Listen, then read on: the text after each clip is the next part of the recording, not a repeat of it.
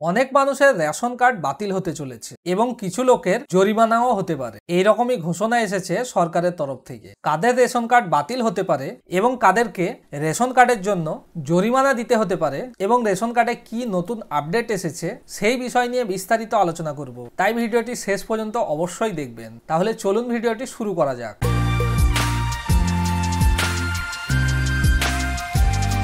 দেশের প্রতিটি নাগরিককে সঠিক সুবিধা দেওয়ার উদ্দেশ্যে রাজ্য ও কেন্দ্র সরকার নানা প্রকল্প চালু করেছে। আবাস যোজনা থেকে উজ্জ্বলা যোজনা, লক্ষ্মীর ভান্ডার থেকে কন্যাশ্রী প্রকল্প, যেগুলির মাধ্যমে সাধারণ মানুষ উপকৃত হচ্ছেন। এরই মধ্যে দেশের অন্যতম গুরুত্বপূর্ণ একটি জনকল্যাণমূলক প্রকল্প হলো রেশন ব্যবস্থা। তবে এবার রেশন ব্যবস্থায় গুরুত্বপূর্ণ পরিবর্তন আনছে সরকার।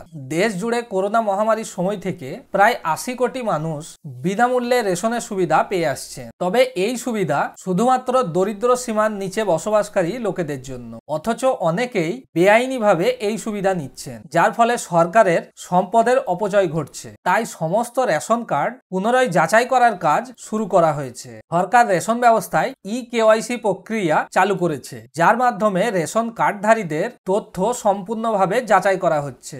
কেওয়াইসি প্রক্রিয়ায় প্রত্যেকটি নাগরিকের সঠিক তথ্য প্রদান করা বাধ্যতামূলক। যদি কেউ জাল নথি বা ভুয়ো তথ্য দিয়ে রেশন সুবিধা গ্রহণ করে, তার বিরুদ্ধে আইনি ব্যবস্থা নেওয়া হবে। যারা অনুপযুক্ত হয়েও বহুদিন ধরে রেশন কার্ডের সুবিধা গ্রহণ করে আসছে, তাদের উপর সরকার মোটা অঙ্কের জরিমানা ধার্য করা হবে বলে জানানো হয়েছে। এমনকি প্রয়োজনে জেলে সাজাও হতে পারে। সরকারের নির্ধারিত নিয়ম না মানলে রেশন কার্ড বাতিলের নির্দেশ দেওয়া হয়েছে কেন্দ্র সরকারের তরফ থেকে। সরকার স্পষ্টভাবে জানিয়ে দিয়েছেন যে রেশন কার্ড পরিষেবা গ্রহণের আগে আবেদনকারীদের নির্ধারিত নিয়ম ও যোগ্যতা মেনে চলতে হবে। এই নিয়ম ও যোগ্যতাগুলি এক এক করে দেখে নেব।